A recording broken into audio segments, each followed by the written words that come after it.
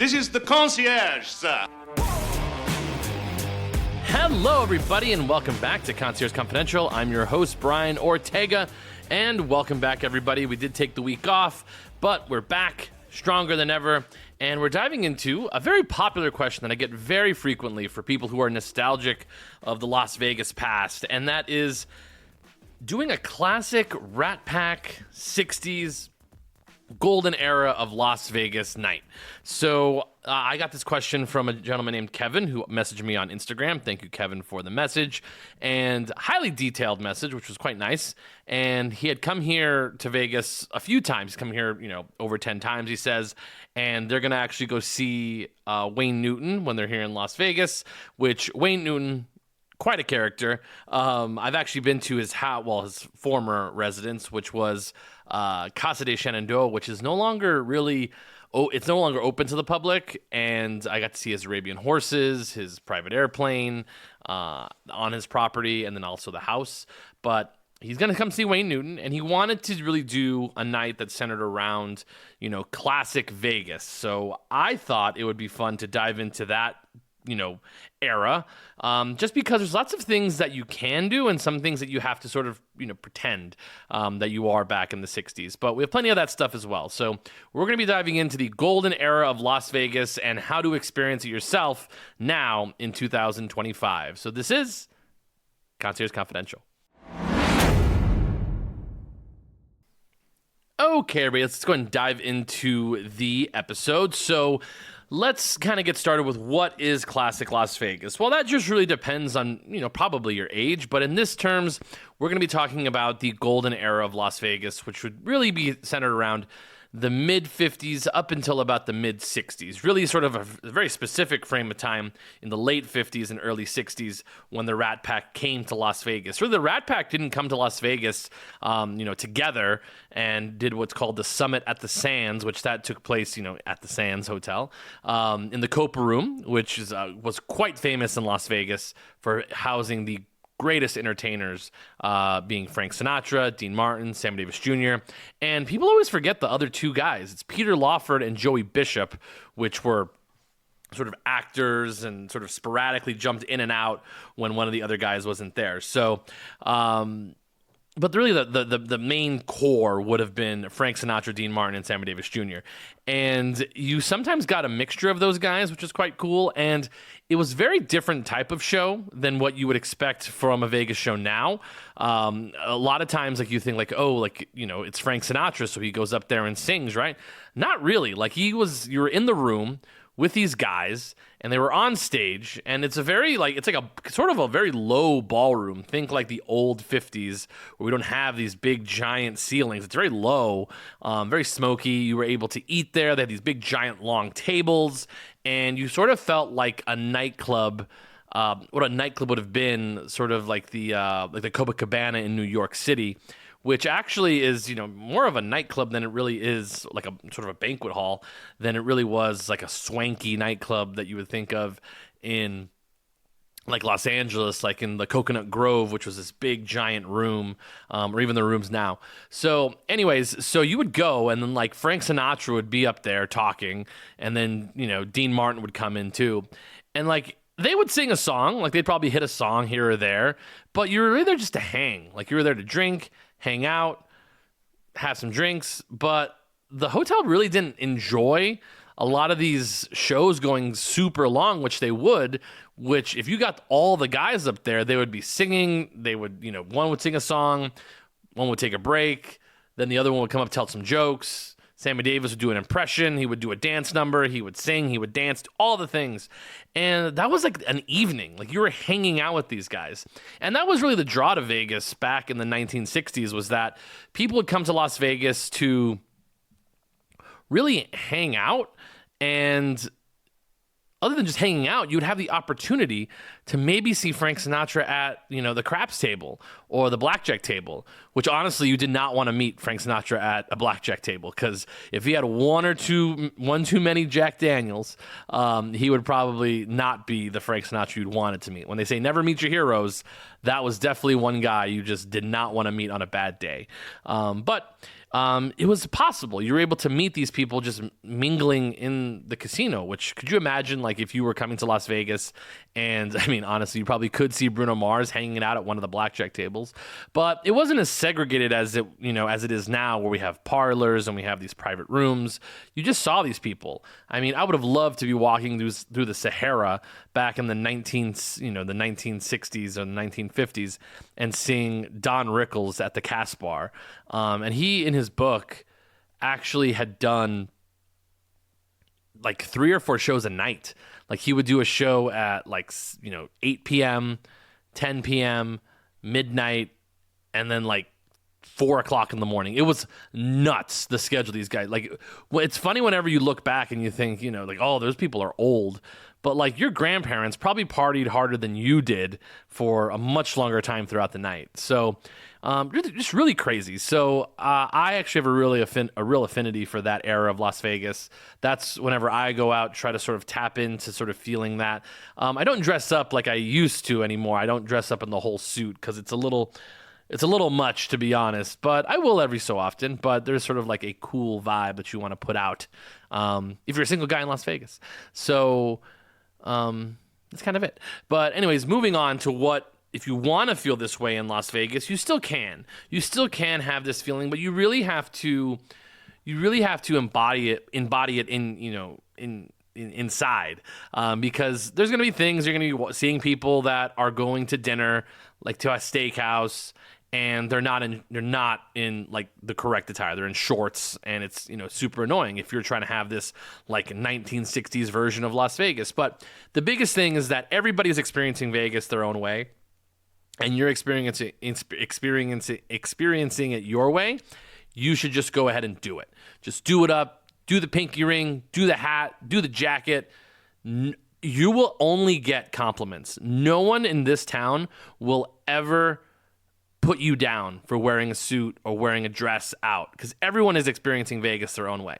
So with that being said, let's go over the parameters of Kevin's list here, or his thoughts, that they're going to see Wayne Newton, and that is at the Flamingo Hotel. So let's just start there. So let's just say you're going to the Flamingo and you want to start with a dinner at the Flamingo Hotel. So the cool thing about the Flamingo is that it is rooted in history, opened in 1945 on Christmas Day, and then famously was a bomb. It was a terrible opening night. Like, who opens their hotel in December on Christmas Day? No one was going to be there. They had a chuck wagon that I think was like $2. The hotel wasn't even finished yet, and they actually had to close it and then reopen it in 1946.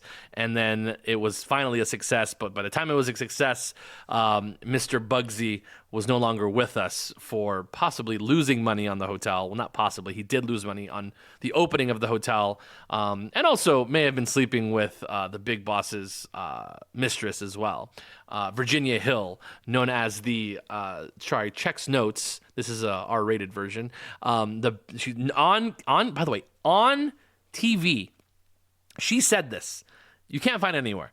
But Virginia Hill, who was the girlfriend of Bugsy Siegel, was at the Kefauver Commission.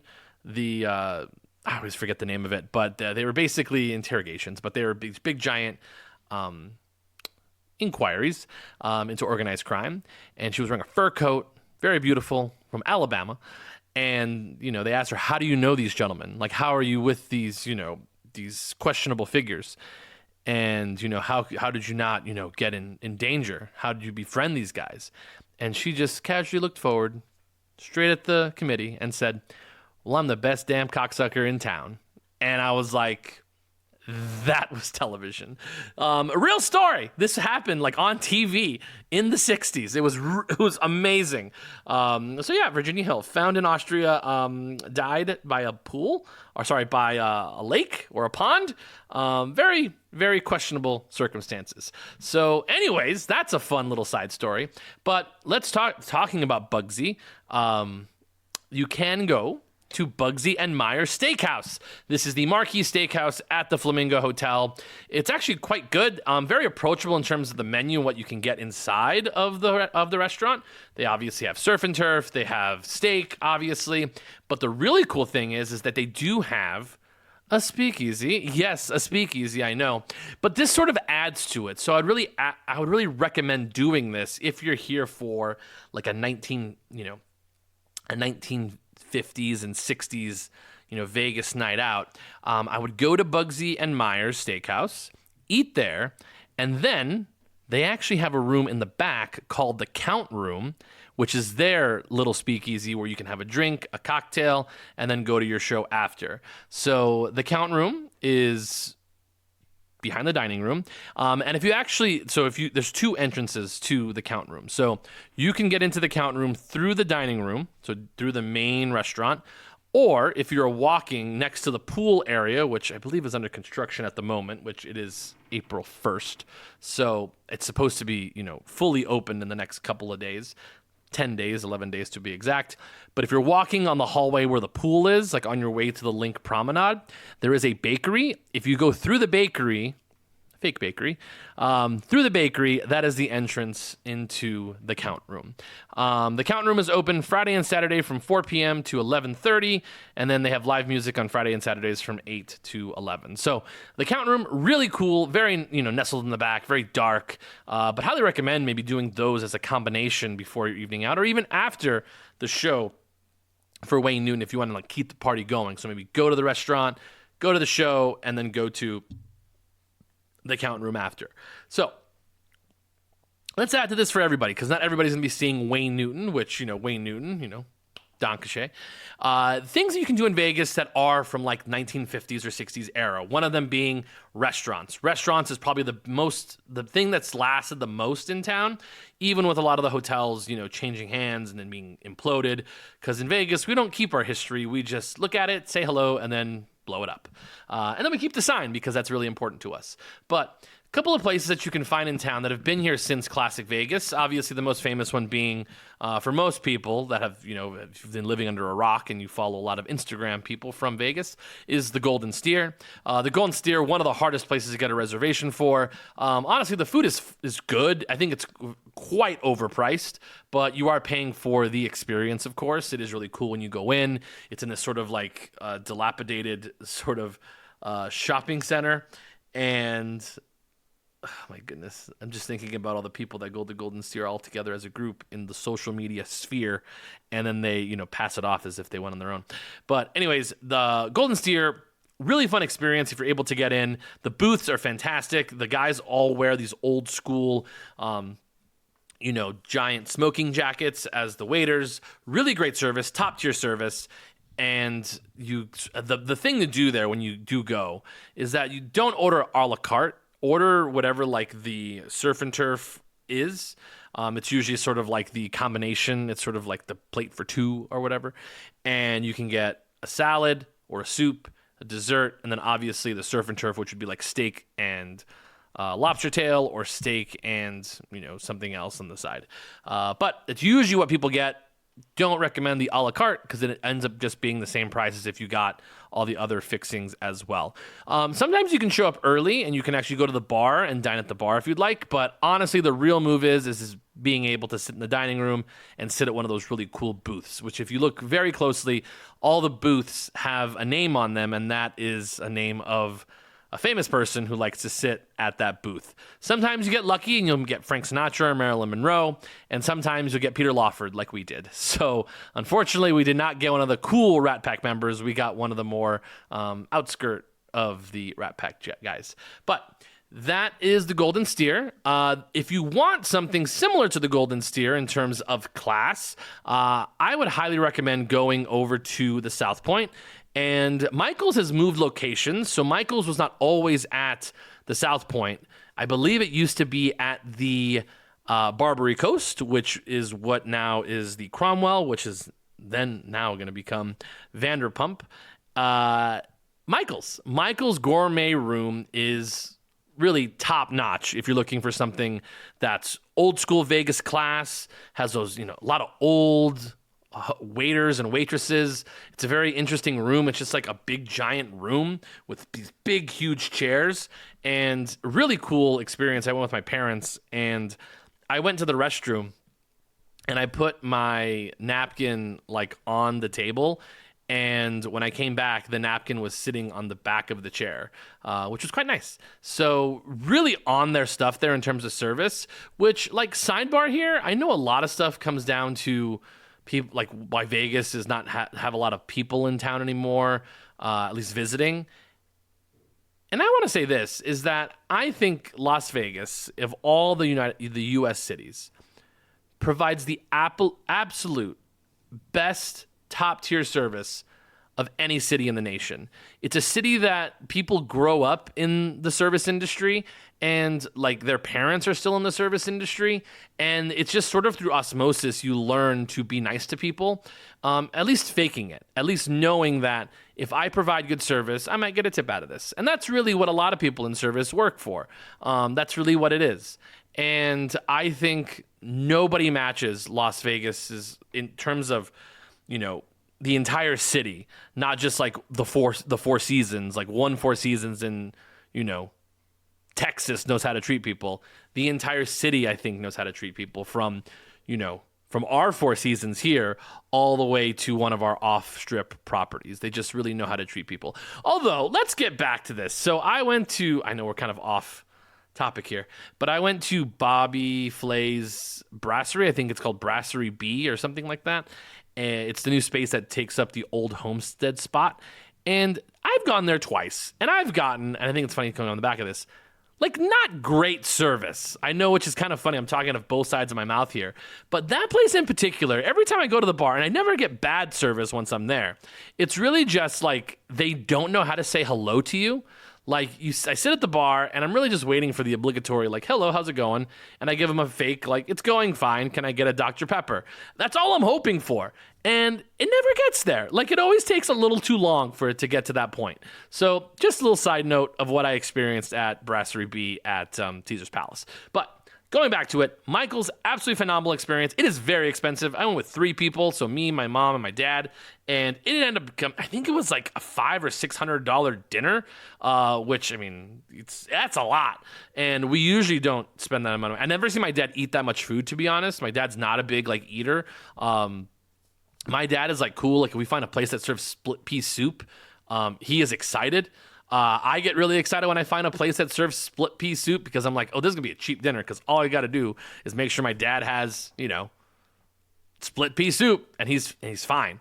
Although we did go to Smith & Wollensky over at the Palazzo and they had split pea soup and my dad ate lobster tail and had some steak. So maybe that's the move. But overall, Michael's absolutely phenomenal experience. The drinks were the bar situation. I've been to a lot better bars, but in terms of the restaurant, nothing touches like the detail of service that Michael's does. They flambe everything at the table. We had Dover sole, which was, you know, peel. I honestly just got it because I wanted my dad to see them actually take out the bone, which is really cool. So Michael's, if you're looking for a place that has that old school Vegas charm that's sort of like Golden Steer, but same level of service, Michael's, and it's not as, you know, hard to get into as, say, Golden Steer. And it doesn't mean it's like, it's less than. It's just because Golden Steer has been marketing the shit out of their property. So, moving on. Let's move to something that's not quite from the 50s and 60s, but a really fantastic place to go. And it has that sort of cool Vegas tint on it because it was in the movie Casino, and that is Peppermill. The Peppermill, which is a diner, old school diner in Las Vegas, which is a standalone spot in between the Fontainebleau and the Wynn Hotel. You can't miss it. They actually sat on the outside area, which I think they made made it look like a patio in the movie Showgirls, which, I mean, classic. But if you really want to know where it comes up in the movie Casino, it comes up where they are sitting in the beginning part of the film when Robert De Niro's character and Sharon Stone's character are sitting by a fireside lounge. They are famous for their fireside lounge at the Peppermill, especially in the evenings. You can go in the daytime too if you want to. But in the evenings is when it gets popping. But you can sit in there, sit by a fire, you know, fireside, and have a cocktail. And it's really a fantastic blast from the past. It's been here since the 1970s. It's really not like the 60s or the 50s, but it's really just fun to sort of be in that space. And also the food is really good. It's very large portions for if you go into the diner area. And it just sort of is like frozen in time, the sort of kitschy sort of, and the room is beautiful. Like I say all these things and you think it's like real kitsch, which it is, but it has this beautiful like purple neon, which just looks so cool. And then it also has these big trees, like these big fake trees that look like Japanese blossoms and cherry blossoms.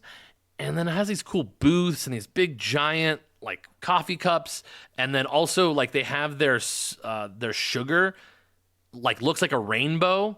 It's not just regular sugar. It's just so cool, and it has they also have these beautiful like stainless steel not stainless steel, these stained glass lamps, and they're just so cool. So I think Peppermill's great.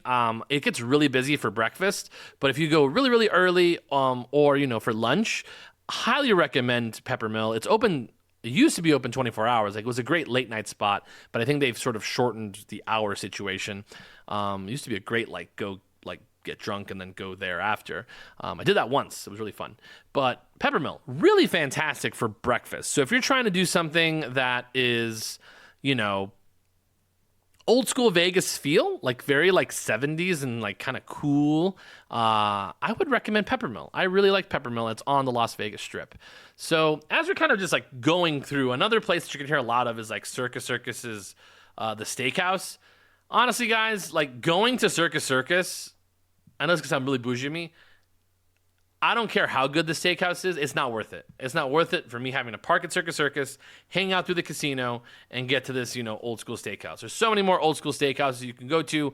I do not recommend the steakhouse because it's in the Circus Circus. I'm that big, I'm that bougie that I just don't want to go in there. So let's go to another one. So let's just say that you went to good old fashioned Wayne Newton, and you want to go someplace after, but you don't want to go to the place that I said earlier, but you want to go to someplace that feels like locally. And that would be Dino's Lounge. Dino's Lounge, which is on Las Vegas Boulevard. It's right across the street from a strip club, so that's always fun. But it's called Dino's Neighborhood Bar and Lounge. They say you need a password to get in there. You don't really need a password to get in there. It's been here since the 60s. Really fun to go inside. It's very much just a lounge. They do serve food as well, like in the restaurant portion of it. They also do karaoke. They're pretty known for their karaoke, sets. I actually want to go there. I haven't done karaoke there, but I've walked inside, and it's super, super fun. So this is Dino's Lounge, which is quite famous. You can't miss it. There's a big giant sign. It's in between Las Vegas, the Strip, and then Fremont Street. But Dino's Lounge, really fun, really chill. Highly recommend Dino's Lounge. It's also funny because I had to I looked some of these up, and one that I've never been to, but I've been told this from many old school folks, is that Chicago Joe's, which they say if you can get a seat in here, it is phenomenal. I've never been here, but I've heard many things. It's basically just an old house that they converted into a restaurant, which, again, you can't even sit in there. Most of the time you're buying it to go, is Chicago Joe's. So some people say it's connected to the mob and all that other good stuff, but, it is what it is. But I believe this is downtown, which I've definitely, driven past it, but never went inside, which I'd love to try this someday. But Chicago Joe's is known to be like a staple of the old school Vegas community. A couple of places that come up that I don't think you have to go to, guys. I think these are kind of, maybe just skip these, and that's Top of Binion Steakhouse and Hugo's Cellar. I can't believe that Hugo's Cellar would be any good. I've seen videos. I think I've been down there once. I don't think it's worth it. Other people might say it is. I don't believe it is. So don't recommend Top of Binion Steakhouse. I've been up there once. They say the prime rib is good, but I actually don't even think that place is open anymore. And then Hugo's Cellar, open, I do not recommend. Although I do recommend if you go to Oscars, which Oscars is at the Plaza Hotel. That was also in the movie Casino, where if you want to sit in that beautiful dining room that actually overlooks the Fremont Street, which it doesn't really do that anymore, but it's a really cool room. is really fantastic. You go on the inside, it's sort of old school Vegas. I know they do a thing like once a month where you can actually sit and eat with Oscar Goodman, the name behind it, and the former mayor of Las Vegas. Former mayor of Las Vegas, and again was where they filmed the movie Casino. But beautiful room, old school Vegas. It's very, very good. They even have a patio now, which is actually quite nice. So they've really actually expanded to good old Oscars over there.